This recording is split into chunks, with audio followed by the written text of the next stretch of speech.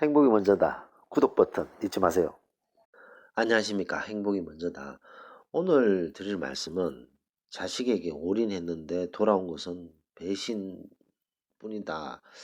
라는 말씀으로 몇 말씀 드리도록 하겠습니다.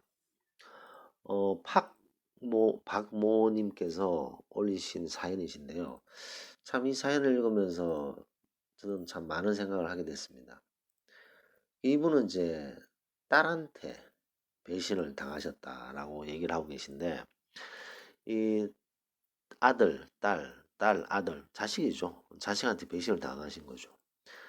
근데 이 딸을 이제 공부를 시키셨는데, 박사까지 이제 가르치신 거죠.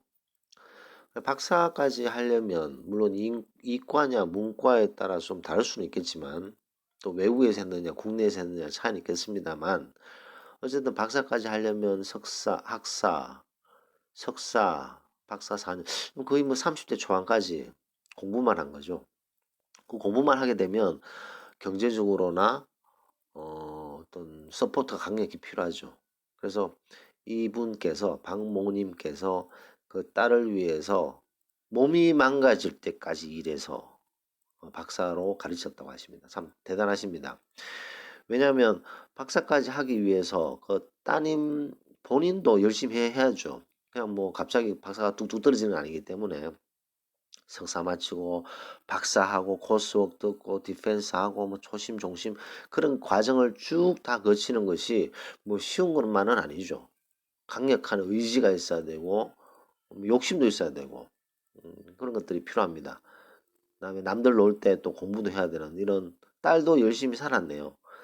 그런데 딸이 이제 원하니까 했겠죠. 그 딸을 위해서 몸이 망가질 때까지 일을 하셨다. 참 얼마나 열심히 딸을 기대하면서 서포트를 하셨겠냐라는 것을 알 수가 있겠습니다. 자, 그래서 몸이 망가질 때까지 일을 해서 박사를 시켰는데 이제 딸이 결혼을 했어요. 결혼해서 이제 잘 살게 된 겁니다. 잘 살게 됐는데 잘 살고 나서 갑자기 100% 달라졌다는 거죠.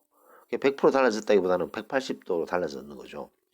100% 달라졌다라고 하셨는데 하여튼 확 달라진 거죠. 쉽게 말해서. 결혼하더니 연락도 없고 엄마인 박모님을 창피하다고 했다고 합니다. 억창이 무너지는 소리죠. 어떻게 키워서 박사까지 만들어줬는데 결혼해서 잘 살더니 연락도 없고 엄마가 창피하다고 말을 한다는 것이 얼마나 서운하겠습니까? 그리고 더 나아가서 사위한테는 남이니까 사위한테는 연락도 하지 마라 라고 딸이 얘기했다고 합니다. 그래서 이 박모님께서 마음이 어떠시겠어요? 정말 몸이 망가질 때까지 일해서 박사까지 시켰는데 결혼 잘해서 엄마가 창피하다 그러고 사위한테는 연락도 하지 말라고 하고 그래서 이 박모님은 병들어 몸이 망가졌는데 꾀병이라고 하고 정신과 치료받아야 한다고 하고 참 얼마나 속상하실까 생각해보면 정말 마음이 아픕니다.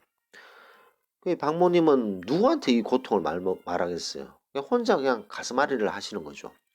남들이 보면 야 뭐 딸 박사 마치고 시집도 잘 갔으니 얼마나 좋겠냐 이런 얘기 하는데 거기다가 이런 얘기 또 못 하시잖아요. 그러니까 혼자 끙끙 앓으시는 거죠. 그래서 가슴앓이가 너무 힘들다라고 하셨습니다. 여기에 이제 사연이라도 올리니까 마음이 좀 편안하고 답답한 마음이 조금은 뚫린 것 같다라고 이렇게 말씀하셨습니다. 얼마나 상심이 크시겠어요. 정말 딸 하나 믿고 딸의 뭐 학위를 위해서 박사까지 받는데 그때까지 서포트를 위해서 몸이 망가질 정도로 도와줬는데 그런데도 나중에 결혼하고 나서 엄마를 창피하다 생각하게 하고 사위한테 연락도 하지 말라고 하고 이런 상태에서 박모님은 이제 뭐 연연하실 필요가 없습니다. 자, 우리는요 부모님한테 사랑을 받고 자식한테 사랑을 주는 것이 인간의 책임이죠. 의무고. 우리는 부모님한테 받았던 은혜가 이건 뭐 하해와 같죠. 근데 우리는 부모님에게 그걸 갚을 수가 없습니다. 우리 인간이 할 일은 부모님으로부터 엄청나게 큰 사랑을 받고 그 다음에 자식에게 최선을 다해서 자립할 때까지 도와주는 것. 그것이 우리의 의무라고 할 수 있습니다. 자, 자립을 했잖아요. 그러면 그냥 보내십시오. 보내십시오.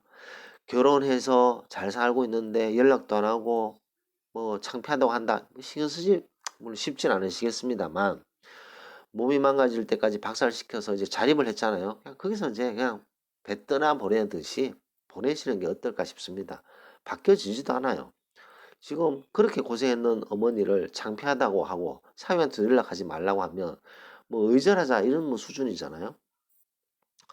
그렇기 때문에 연연하지 않고 그냥 그래 나는 나의 할 일을 했다. 부모님한테 받았던 사랑을 자식에게 물려주는 것이 인간의 책임이라면 이 딸이 박사까지 마치는데 몸이 망가질 때까지 나는 최선을 다했다. 내 스스로 봤을 때 나는 최선을 다했다. 그리고 이 배를 이제 자립하는데 떠나보내겠다. 그래서 떠나보내시는 게 어떨까 싶습니다. 여기서 저는 제일 나쁜 사람이 사위라고 생각해요. 사위. 사위가 제일 나쁜 놈이에요. 왜냐하면 사위는 이 상황을 알 거란 말이에요. 알고 있음에도 불구하고 옆 동네 불구경하듯이 그러니까 이 사위한테는 장모님이 안중이 없는 거죠. 이 사위가 잘하면요. 딸도 잘하게 돼 있습니다. 근데 사위가 창피하고 연락하지 말라고 뭔가 무언의 압력을 주지 않았을까? 뭐 저는 그렇게 생각합니다. 그래서 어, 사위는 뭐 본래 도둑놈이라 그러잖아요. 딸을 훔쳐가는 뭐 그런 맥락으로 할 수 있겠기 때문에 뭐 사위가 좀 문제가 있으지 않았나. 하여튼 박모님께서는 딸을 박사까지 키우는 것이 대단하시고 이제는 배를 보낸다는 마음으로 딸을 보내시는 게 어떨까 생각된다는 말씀 드리면서 녹음을 마치겠습니다. 감사합니다.